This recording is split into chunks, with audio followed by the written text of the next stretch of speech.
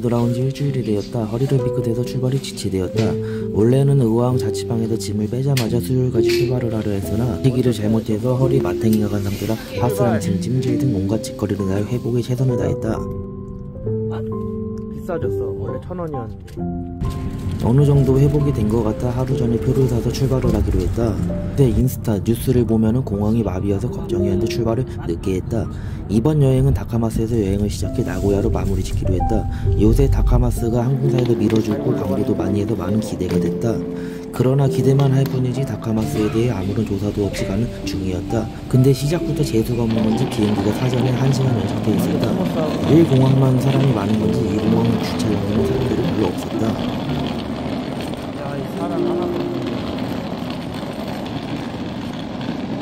일요일 12시쯤이었는데 사람들이 많이 보이지 않았다. 의외인 순간이었다. 일본이 한국보다는 따뜻할 거라고 하지만 걱정이 돼서 옷만 잔뜩 가져왔다. 춥거나 더울지 알았다면 조금 적게 가져왔을 텐데 더럽게 무거웠다. 게다가 3달 사이에 체크인 방법을 잃어버려 모바일 체크인하고 또 기계 앞에 있었다. 미련했던 나는 왜 안되지 하고 속으로 전전긍긍하며 계속 체크인을 시도했다. 그들이 전부 따라와서 다음에 어떻게 하는지 잘 보라고 했는데 괜히 말했다. 수화물을 맡기는 일까지 모두 무인으로 재빠르게 하고 빠져나왔다. 밥 먹으러 갈 건데 굳이 사라고 하더라고. 출입국 검사 게이트까지 가봤는데 정말 신기하게도 단 한 명의 줄도 없었다. 여기 단체 사진 하나 찍자. 뭐 단체 사진을 찍어. 깡패도 아니고. 씨. 출국 심사까지 모두 하고 면대전까지 들어오는데 7분 정도 소요됐다. 거기다가 게이트 번호가 너무 커서 뭔지 알았는데 3분 거리로 아주 가까웠다. 출발 전에 물집 방지를 위해 붙일 종이 반창고까지 야무지게 하나 더 준비했다. 야,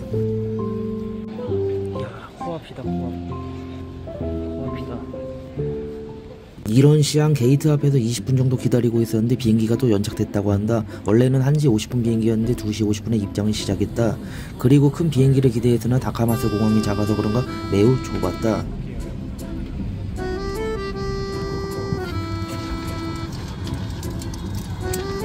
비행기 탑승하고도 연착이 지속됐다. 알고 보니 다카마스 연착 지옥이었다. 기다리는 동안 블라인드 어플에 검색해봤는데 다카마스가 신규 취향이라 그렇댄다. 3시가 한참 지났는데도 비행기 시동 거는 소리조차 들리지 않았다. 연착 2시간 만에 드디어 비행기가 시동이 걸렸고 출발할 수 있었다. 속이 다 들어가서 그런가 바깥에도 미세먼지가 아주 잔뜩 낀 불련 날이었다.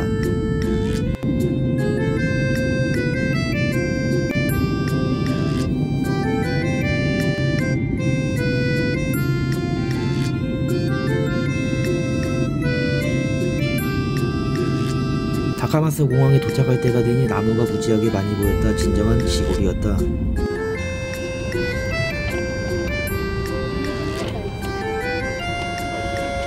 창가 자리를 사수하느라 가장 뒷자리로 예약했다. 여유를 갖고 뛰쳐나왔다. 해외여행을 여러 국가를 해보지는 않았으나 이렇게 작은 공항은 처음이었다.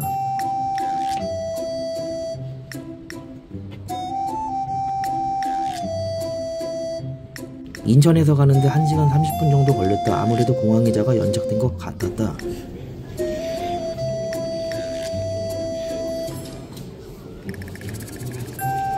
위탁수화물 벨트 앞에서 세관 검사를 하는 곳은 처음이라 새로웠다.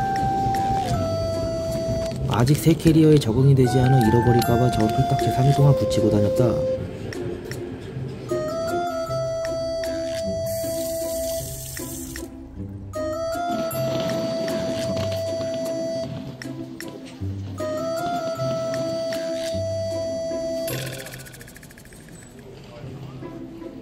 (5시 40분경에) 드디어 검사대 밖으로 나왔다. 바로 돈부터 뽑으러 갔다. 원래는 출금을 안 하려고 했는데 만엔으로는 뭔가 부족할 것 같아 추가로 출금했다.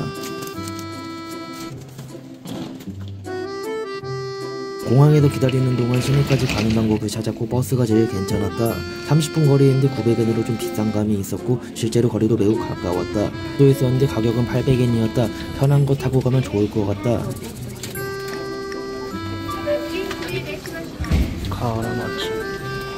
다카마스 관광지가 섬도에 있어서 섬에 가서 표류하고 싶으면 표를 사도 괜찮다.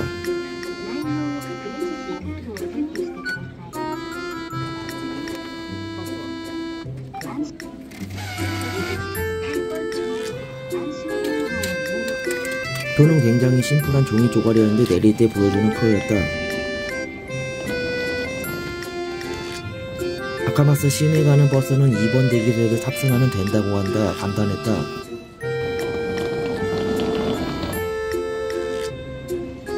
느긋하게 하다보니 버스가 거의 10,000원이었다. 근데 혼자 왔다고 하니 탈했다. 인생은 타이밍이라는 대사가 생각나는 순간이었다. 버스는 6시에 출발했다.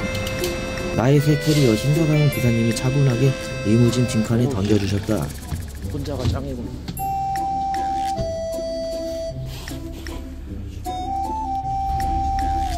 버스에 탄 사람들은 죄다 나랑 같은 비행기를 탄 사람들이었고 일본인도 많았다.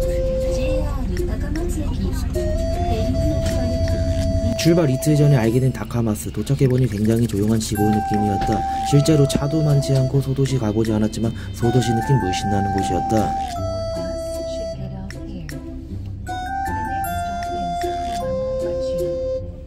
일본 여행을 하면서 다른 지역에도 동일한 이름의 전철 버스역이 있다는 게 신기했다. 시간표에 나온 대로 칼같이 정각에 딱 목적지 가와라마치역에 도착했다. 탈 때는 표를 따로 검사하지 않은 자유석이었는데 내릴 때는 꼭 표를 보여줘야 했다. 처럼 기사님들이 빈칸 문만 안에서 열어주는 것이 아니라 직접 내려오셨다. 아까 전에도 한 명이 내려도 똑같이 최선의 서비스 정도를 보여주고 계셨다. 7시가 안 된 상태였는데 주말 저녁이 이렇게 한산해도 되나 싶은 거리였다. 거기다가 버스에서 내린 사람들 엘리베이터를 타지 않아 나 혼자 독점했다. 쇼핑몰이 있는 버스 전철 3개 노선이 있는 환승역의 주말 저녁이다. 이상했다. 또 반대로 왔네. 아이폰으로 갈아타야 돼. 역시나 기대를 저버리지 않았다. 아직 고객에게 시차 적응을 하지 못하고 있었다.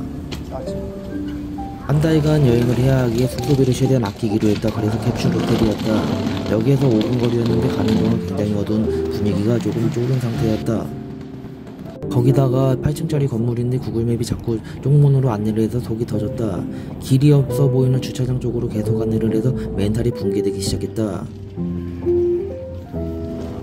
가게는 어마무시하게 보이는 중이었는데 손님은 거의 눈에 띄지 않는 순간이었다. 거기다가 누가 봐도 폭주적 불량배처럼 보이는 애들이 굉장히 많아 보였다.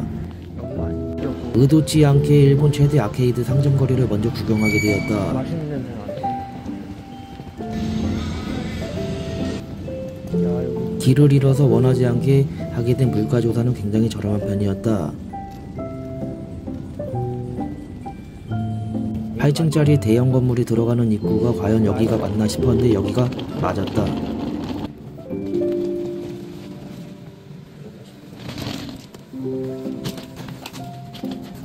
정문을 볼 수 없었던 게 세월의 흔적을 이기지 못하고 간판이 아예 지워진 상태였다. 1층에 들어서니 많이 맡아봤던 남자의 향기가 느껴졌다. 전형적인 캡슐 호텔이었다.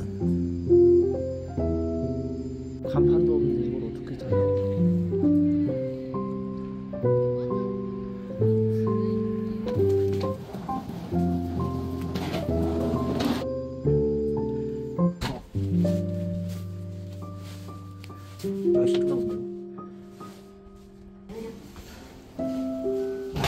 구조를 살펴보니 4층 숙소, 5층 카운터, 6층 라운지, 7층 욕탕이었다.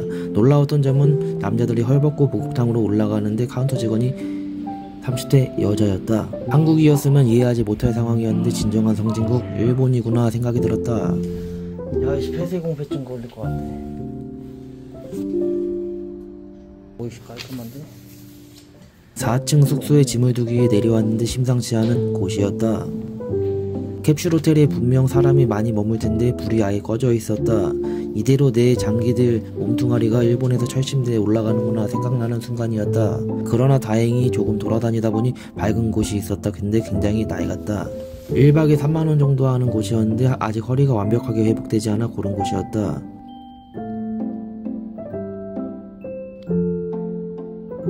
대충 건물에 뭐가 있는지 전달받을 유인물 한 번 훑어보고 캐리어를 보관하고자 올라갔다.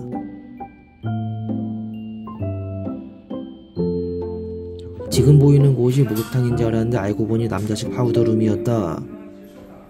아주 센스있게 락커에는 실내용 옷이 준비되어 있었다. 헬스장은 옷은 안 준다.